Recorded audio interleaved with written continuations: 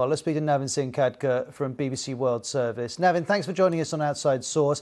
To what degree can we make an explicit link between broader climate change and an event such as this heatwave in Europe? Well, for instance, to answer your question, we were talking about what happened in Japan quite recently or in Australia, and there were the factors like La Nina, for instance. But by and large, scientists are telling us that this extreme weather conditions, dry weather conditions, that is what is making this a tinderbox condition where a little bit of fire can spread like anything. That's what we are seeing here now. And what should we be focused on? The level of the temperatures, the fact that we're seeing temperatures over 40 degrees, or the frequency with which they're happening? Well, basically, they're all interrelated, aren't they?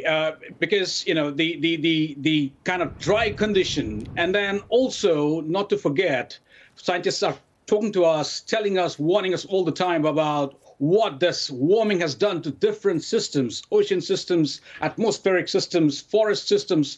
All the systems have been disrupted. And as a result, a small spark is going to make a big difference. That's what we've been told. And as we talk about the wildfires, I'm being told by all these scientists and the studies that I've seen that almost all the regions, except for the savannas, where they see a little bit of degrees, but in the rest of the forests, it's all going up. And the UN has projected 14% increase by 2030, extreme fires, that is.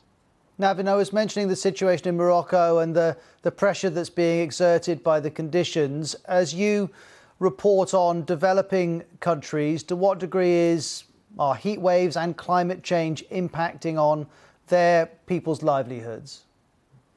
Pretty much the same story everywhere, except, there might be some places where other factors might have also contributed. For example, some places where we looked into, well, it was deliberate, fire, people trying to secure land and so on and so forth. But again, it's the same story. If you have this tinderbox condition, so what experts say is this extreme fire weather, that's what you're having everywhere. Now, here's the difference.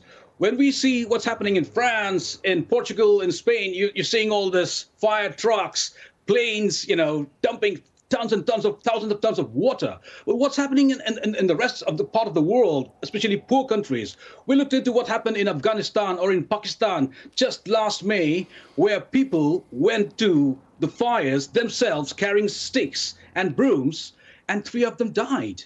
So this is what is happening in many other poor countries. And I'm also being told by different quarters that we have this adaptation thing. You need to adapt to all these changes, but somehow firefighting has not received the due attention. You have got some attention on floods or other extreme weather, but firefighting, especially in these poor countries, has not received that attention, and that's very dangerous.